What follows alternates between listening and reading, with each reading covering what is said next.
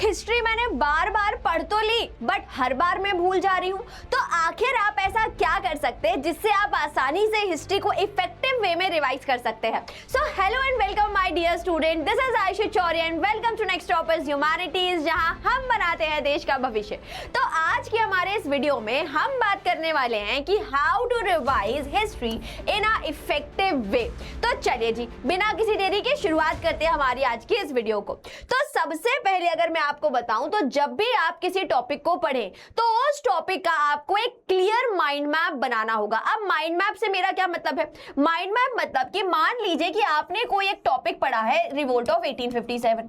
अब इस टॉपिक को जब आपने पढ़ा तो आपको इस टॉपिक के बारे में हर बात पता होना चाहिए कि कहां से ये मूवमेंट जो है ये आपका शुरू हुआ है, उसके कॉजेस क्या हैं, फिर ये मूवमेंट किस जगह पे गया तो उसके इवेंट्स क्या हुए, इवेंट्स के बाद इसे किस तरीके से सप्रेस किया गया और सप्रेस के बाद इसका क्या रिजल्ट जो है वो यहां पर निकला हुआ है। तो जब आपने एक टॉपिक पढ़ा तो उस टॉपिक को पढ़ने के बाद आपको अपने दिमाग में क्लियर करना होगा कि कौन सी बातें किस टॉपिक से जुड़ी हुई हैं। और जब आप इन बातों को बार बार क्लियर करते चलेंगे, खुद के माइंड मैप्स बनाएंगे, तो आप बहुत आसानी से इन टॉपिक्स को रिवाइज कर सकते हैं। एक बार की जरूरत होती है बस उस टॉपिक को अच्छे से पढ़ने की।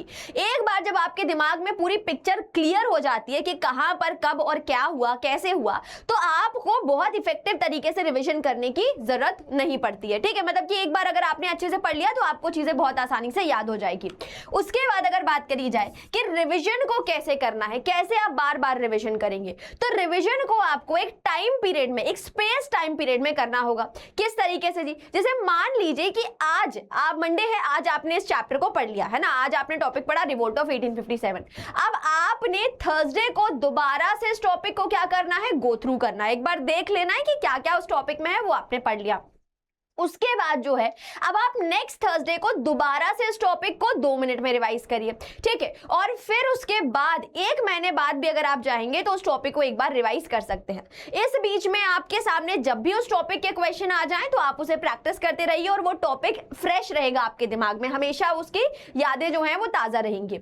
उसके बाद जब भी आप कोई टॉपिक पढ़े तो उसके कीवर्ड्स आपको हमेशा याद रखने हैं। जैसे कि मैंने आपको बताया भी हुआ था कि जब भी मान लीजिए कि आपको एक लॉन्ग आंसर लिख लें तो लॉन्ग आंसर को लिखते समय आपको हर आंसर से कम 5-6 वर्ड आपको याद रखने हैं और उन्हीं वर्ड्स के ऊपर आप अपना पूरा आंसर जो है वो फ्रेम करेंगे। जैसे मान लीजिए कि आपने तांत्रिज्म चुना हुआ है।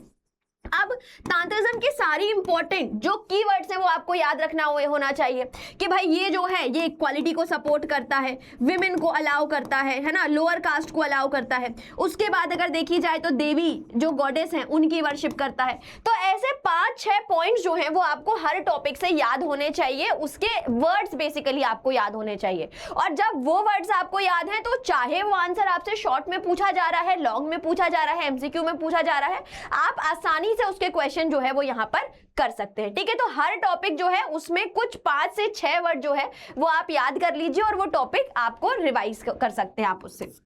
उसके बाद आता है टाइमलाइन रिवीजन। अब टाइमलाइन रिवीजन आपने कैसे बनाना है कि एक चैप्टर में जितनी भी डेट्स दी हुई हैं आपको, वो सभी डेट्स आप एक पूरे पेपर पर लिख लीजिए, एक ब्लैंक पेपर पर लिख लीजिए और उन डेट्स का क्या रेलेवेंस है, क्यों वो डेट इतनी इंपॉर्टेंट है, क्या आखिर उस डेट पर हुआ था, ठीक है, या कोई किसी का जन्म हुआ था, किसी की मृत्यु हुई थी, कोई इंडिया में आया था, कोई किताब लिखी गई थी, कोई वॉर हुआ था। अगर वो डेट आपको लग रही है कि बहुत ज्यादा ही इंपॉर्टेंट है तो ऐसे डेट्स को आप बार बार रिवाइज करते चलिए। ठीक है, आप इसे अपने किसी भी मिरर के सामने लगा सकते हैं, आपका जहां पर टूथपेस्ट कर रहे हैं आप वहां कर सकते, ठीक है, ब्रश के एरिया पे, मतलब जहां पे आपकी बहुत ज्यादा नजर पड़ती है आप उस जगह पे उस पर्टिकुलर चार्ट को लगा सकते हैं और बार बार आपने क्या करना है, उसको रिवाइज करते रहना है। तो जो ईयर है वो कंटिन्यूअसली आपको याद होते चलेंगे। या शाम के समय जब आप घूम रहे हैं, टहल रहे हैं, तो ऐसे समय पे दिमाग में सारी डेट्स जो है वो आप रिवाइज करते रहिए। शुरू में आपको थोड़ा समय लगेगा बट जैसे जैसे आप आगे बढ़ेंगे तो आपका ये टाइम रिड्यूस हो जाएगा। इसके लिए एक और टेक्निक मैं आपको बता सकती हूँ कि आप ये सारी जो है ना वो रिकॉर्ड भी कर सकते हैं अपने फोन में। ठीक है, और वो जो ऑडियो है वो आप बार-बार सुन सकते हैं, तो उससे भी वो जो चीज है वो आपको हेल्प करेगी।